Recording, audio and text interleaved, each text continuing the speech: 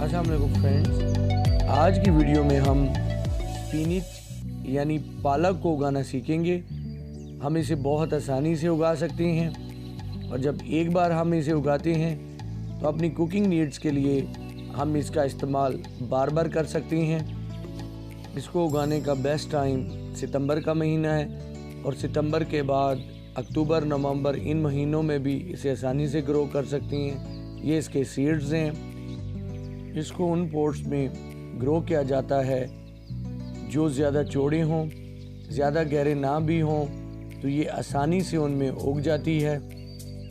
इसके लिए हम बालू मिट्टी 2 हिस्से और 1 हिस्सा कंपोस्ट खाद का इस्तेमाल कर सकते हैं। गमले के सुराख के ऊपर इस तरह गमले का टूटा हुआ एक टुकड़ा इसके ऊपर प्लेस कर दें, फिर इसे मिट्टी से भर लें,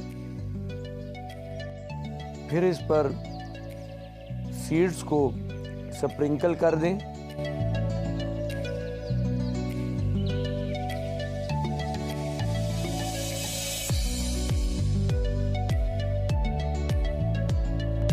स्प्रिंकल करने के बाद इनको थोड़ा सा दबा दें ताकि ये मिट्टी के अंदर थोड़े से दब जाएं।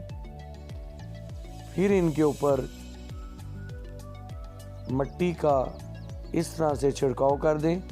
जो मिट्टी हमने तैयार की थी उसमें थोड़ी सी कोकोपीट या थोड़ी सी रेत इस्तेमाल करके इस तरह से आप इन्हें कवर कर दें। इस तरह से ये बीज कवर हो जाएंगे। फिर इन पे पानी का शावर कर दें। पानी का शावर अच्छी तरह करें ताकि ये तमाम हमारी सॉइल वेट हो जाए और इस तरह से आप अच्छी तरह इस पर पानी का स्प्रे कर दें।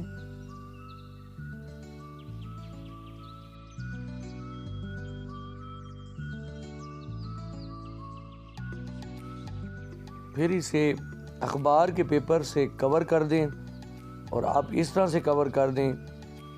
इस प्रोसेस से इन बीज से स्प्राउटिंग जर्मिनेशन जल्दी शुरू हो जाएगी। 3 से 4 दिन के बाद आपको कुछ इस तरह से रिजल्ट मिलेगा। इसको ऐसी जगह पर प्लेस कर दें जहां पर धूप अच्छी आती हो। धूप अच्छी आने की वजह से इसमें ग्रोथ बहुत जल्दी होगी और आप बहुत जल्दी अच्छे रिजल्ट पा लेंगे। पालक को ग्रो करने के लिए अच्छी धूप की ज़रूरत होती है और जब हम इसमें इस तरह से सीडलिंग करते हैं तो ये बहुत ज़्यादा घनी उगती है। तो हम इसमें थिनिंग करके इसे कम करके अच्छे रिजल्ट्स को हासिल कर सकते हैं। तो ये फ्रेंड्स आप देख रही हैं इसका कुछ ही दिन का बाद का रिज़ल्ट।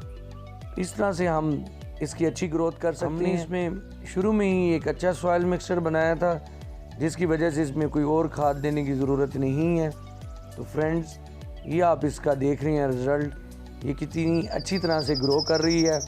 तो हम इसके बाद इसकी हार्वेस्टिंग कर सकते हैं और इसकी कटाई करके हम इसे अपनी किचन नीड्स के लिए इस्तेमाल कर सकते हैं। जब भी इसकी कटाई करें तो इसे जड़ों से नहीं काटें, इसकी रूट से नहीं काटें, थोड़ा सा ऊपर से इसकी कटाई करें और इसमें फिर दोबारा और ज़्यादा घनी ग्रोथ होगी।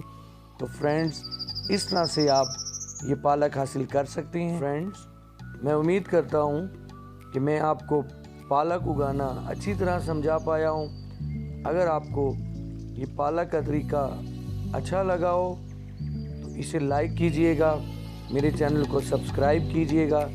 फिर किसी और वीडियो के साथ बहुत जल्द आपसे मुलाकात होगी। अल्लाह हाफिज़।